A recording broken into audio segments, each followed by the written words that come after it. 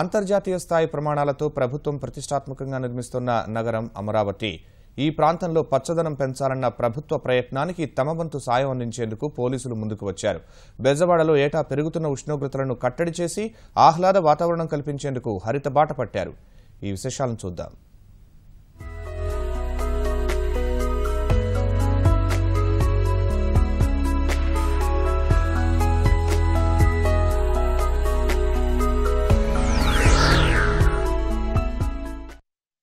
రాష్ట్రాన్ని హరితాంధ్రప్రదేశ్గా మార్చాలన్న ఉద్దేశంతో రాష్ట్ర ప్రభుత్వం చేపట్టినటువంటి కార్యక్రమం వనమనం. రాష్ట్ర రాజధాని ప్రాంతం విజయవాడ పరిసర ప్రాంతాల్లో పచ్చదనాన్ని పెంచడమే లక్ష్యంగా పోలీస్ శాఖ ప్రత్యేకంగా ఈ కార్యక్రమాన్ని చేపట్టడం జరుగుతుంది. దీనికోసం ప్రత్యేకంగా మొక్కలు నాటడమే కాకుండా విజయవాడ పరిసర ప్రాంతాల్లో ఉన్నటువంటి కొండలు, గుట్టలు, అలాగే ఖాళీ ప్రదేశాల్లో పెద్ద ఎత్తున విత్తనాలు నాటే దిశగా ప్రత్యేకంగా చర్యలు తీసుకోవడం జరుగుతుంది. దీనికోసం చేస్తున్నటువంటి ఏర్పాట్లను మనం ఇప్పుడు పరిశీలిద్దాం.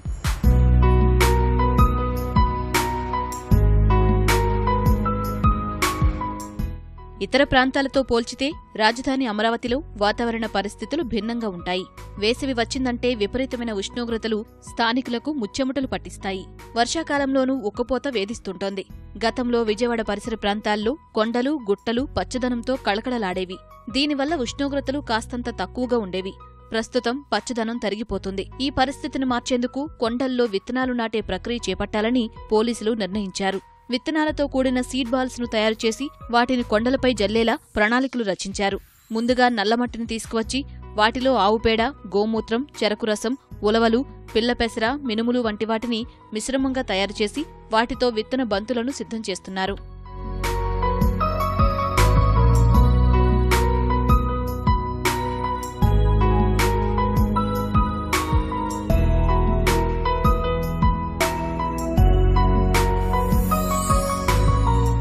మిశ్రమాన్ని ప్రత్యేకంగా తయారు చేసినటువంటి అనంతరం వాటిని సీడ్ బాల్గా తయారు చేసినటువంటి ప్రక్రియ ప్రస్తుతం కొనసాగుతుంది.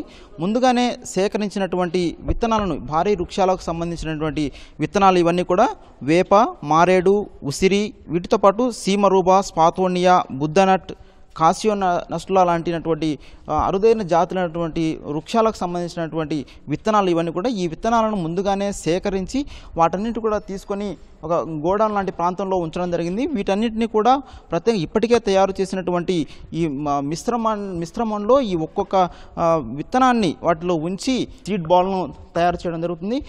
ఇలా మొత్తం ప్రతిరోజు కూడా దాదాపు మొత్తం 1,60,000 సీడ్ బాల్ను తయారు చేయాలన్నది ఉద్దేశంగా పెట్టుకున్నారు. వీటితో ప్రతిరోజు దాదాపు 10 రోజులుగా ఈ ప్రక్రియ నడుస్తుంది.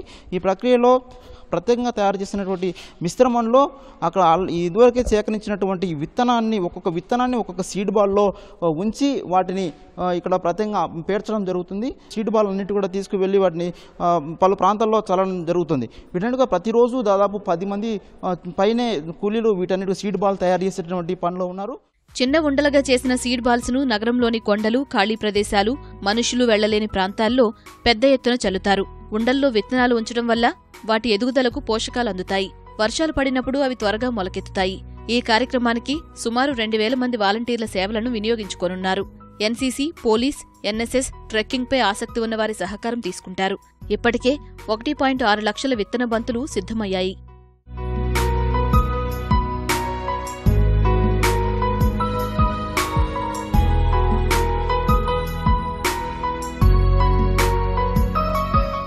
ఈ మొత్తం వ్యవహారాన్ని విజయవాడ నగర పోలీస్ కమిషనర్ గౌతమ్ సవాంగ్ సహా clean and green environment society అధ్యక్షులు సుభాష్ చంద్రబోస్ గారు పర్యవేక్షించడం జరుగుతుంది. ప్రస్తుతం వారు మనతో ఉన్నారు. వారిని అడిగి విషయాలు తెలుసుకుందాం.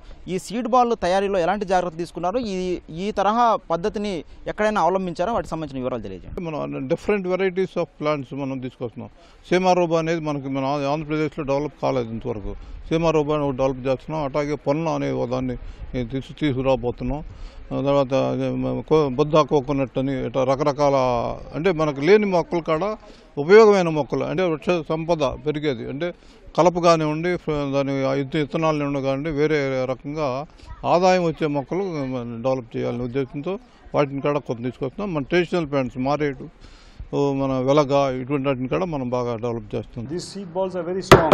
Nothing happens, like it is very sturdy. It's light and very nutritious and very sturdy. So it is very highly moisture absorbent also. We can just drop it from helicopters also in remote areas. So our objective is keeping in with the government's program, Vanam Manam, Harita Andhra Pradesh, and also to bring down the temperature in our capital, new capital region. ఈ అమరావతి చుట్టుపక్కల ప్రాంతంలో కూడా the theme is blue and green. Blue that is water we already have sufficient water. ఇప్పుడు green అంటే చెట్లు, plants, trees, etc. So we would also participate along with the government program of trying to bring down the temperature of these surrounding areas. నగర commissionerate పరిధిలో 20 police స్టేషన్లు ఉన్నాయి. 2400 మంది సిబ్బంది వీటిలో పనిచేస్తున్నారు. అన్ని స్టేషన్లు, నివాస సముదాయాలు, ఆర్మ్డ్ రిజర్వ్ మైదానంతో పాటు అన్ని ప్రాంతాల్లో ఈ విత్తన బంతులను నాటనున్నారు. పచ్చదనంతో పాటు ఫలసాయాలు ఇచ్చేవాటికి ప్రాధాన్యం ఇస్తున్నారు. విద్యార్థులను ఇందులో భాగస్వాములను చేయబోతున్నారు. ప్రభుత్వ, ప్రైవేట్ విద్యా సంస్థల్లోని 1,20,000 మంది విద్యార్థులకు విత్తనాల ప్యాకెట్లను అందజేస్తారు. ప్రతి ప్యాకెట్లో 6 రకాల విత్తనాలు ఉంచుతారు. వీటిని ఎలా నాటాలో సూచనలతో కూడిన కరపత్రాన్ని కూడా విద్యార్థులకు ఇస్తారు. తమ ఇళ్లల్లో, రోడ్ల పక్కన వీటిని నాటించనున్నారు. దీనివల్ల పచ్చదనంపై అవగాహన, ఆసక్తి విద్యార్థుల్లో పెరుగుతుందని భావిస్తున్నారు.